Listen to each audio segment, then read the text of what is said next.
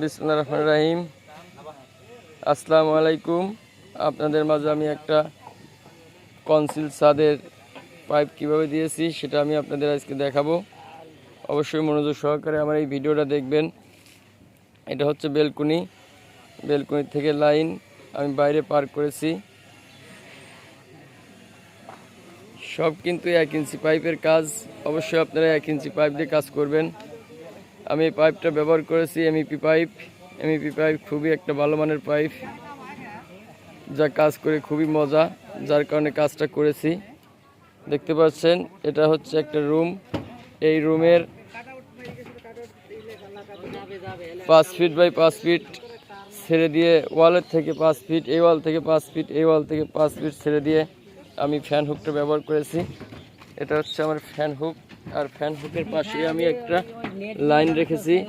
এখান থেকে এই সার্কুলার বক্স থেকে এখানে আমি একটা লাইন দিয়েছি, দেখতে পাচ্ছেন, যাতে আমার এই তারটা না দেখা যায়, যার কারণে আমি এই পাইপটা এভাবে সেট আপ করেছি। আর এ পাশে আমি একটা ড্রপ নিয়ে আসছি। এটা হতে পারে আমার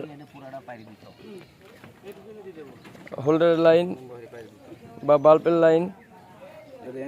এখান থেকে ওই ওয়ালে দিয়েছি, ওটাও একই কাজের জন্য দিছি।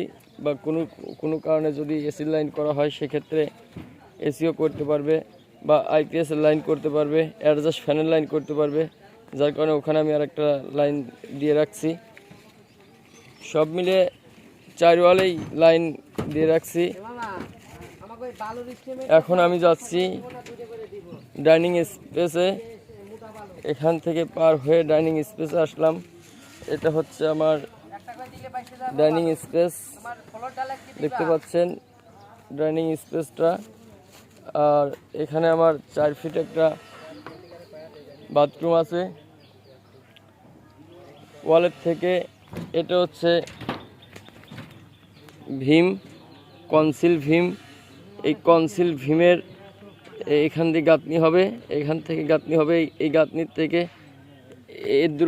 এদিক পর্যন্ত 4 ফিট হবে। এই 4 ফিট বাদ রেখে এটুকুন আমার বাথরুম, একটা অ্যাটাচ বাথরুম, একটা কমন বাথরুম হবে ভবিষ্যতে, যার কারণে আমি লাইনটা দিয়ে রাখছি অ্যাডজাস্ট ফ্যানের লাইন। এখান থেকে লাইন পার হয়ে চলে গেলাম আমি আর একটা রুমের উপরে। আর আমার পাশে আর একটা পাইপ দেখতে পাচ্ছেন। এই পাইপটা আমার ডাইরেক্টলি এসির জন্য আমি নামাইছি। এসির তারটা কোনো পাইপের সাথে অ্যাড নাই বা কোনো তারের সাথে অ্যাড থাকবে না, ডাইরেক্ট আলাদা হয়ে যাবে।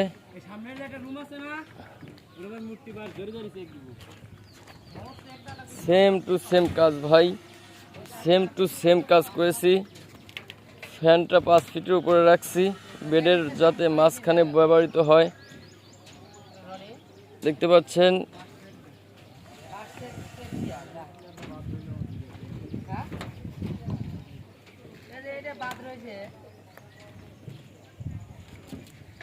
এটা আমি আর একটা রুমের উপরে চলে আসলাম। ঠিক একই রকম কাজ করেছি, অবশ্যই আপনারা দেখলে বুঝতে পারবেন।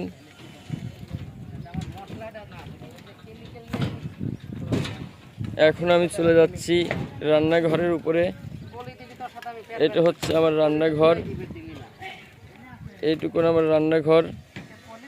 আর এটা হবে আমার ডিস্ট্রিবিউশন বোর্ড বা ডিবি বোর্ড বা সার্কিট ব্রেকার বক্স বোর্ড, যেটাই বলি, জিনিস কিন্তু একটাই, নাম ভিন্ন ভিন্নভাবে আমরা ডাকি। তাই এখানে আমি এই রান্নাঘরটা আছে 5-7 ফিট 2 ইঞ্চির উপরে আমার গাঁথনি হবে। তাই 7 ফিট 2 ইঞ্চির উপরে গাঁথনির এখান দিয়ে যায়। তো আমি বাইর ফ্লাশ করে এই পাইপটা রাখছি, ব্যান্ডটা রাখছি, যাতে এখানে গাঁথনি হবে। এখান থেকে আমি ড্রপ নামিয়ে নিচের দিক চলে যাব। আর এটা হচ্ছে ডাইনিং স্পেসের মিডিল একটা জায়গা। এই মিডিল জায়গাতে আমি ফ্যান হুক ব্যবহার করেছি, দেখতে পাচ্ছেন। এটা হচ্ছে ফ্যান হুক। এখান থেকে লাইনটা আমি পার করে 1 ইঞ্চি পাইপের সাহায্যে আমি এদিক চলে আসছি। এটা হচ্ছে আমার চৌকি।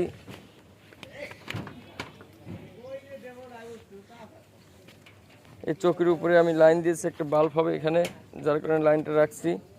এখান থেকে এই পাশ থেকে এই ভীমের এই কনসিল ভীমের ভিতর দিয়ে আমি পাইপ দিয়ে আমি মেইন পাওয়ারটা নিয়ে আসব, যার কারণে আমি পাইপটা নিয়ে গেছি। এবং উপরতলায় যেহেতু 3 তলা ফাউন্ডেশন বিল্ডিং, তো সেক্ষেত্রে আমি 3টে পাইপ বের করেছি উপরে যাওয়ার জন্যে।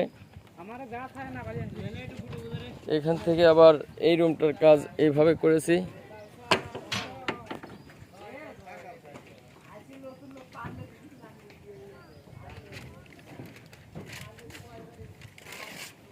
সবচেয়ে বড় কথা, কোনো রুমের সাথে কোনো রুমের কোনো সম্পর্ক থাকবে না, ডাইরেক্ট আলাদাভাবে কাজ হবে।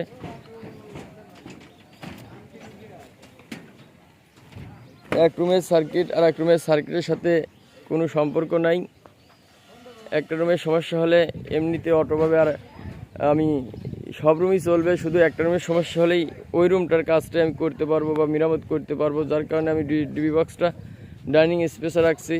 অবশ্যই আপনারা চেষ্টা করবেন ডাইনিং স্পেসে ডিবি বক্সটা ব্যবহার করার জন্যে। এখন আমি টোটাল ছাদের কাজটাই দেখাচ্ছি, যে আসলে টোটাল ছাদটা কেমন করে কাজ করছি বা কেমন দেখা যায়। ওই জন্য আমি টোটাল ছাদটাই ক্যামেরাতে আনার চেষ্টা করছি।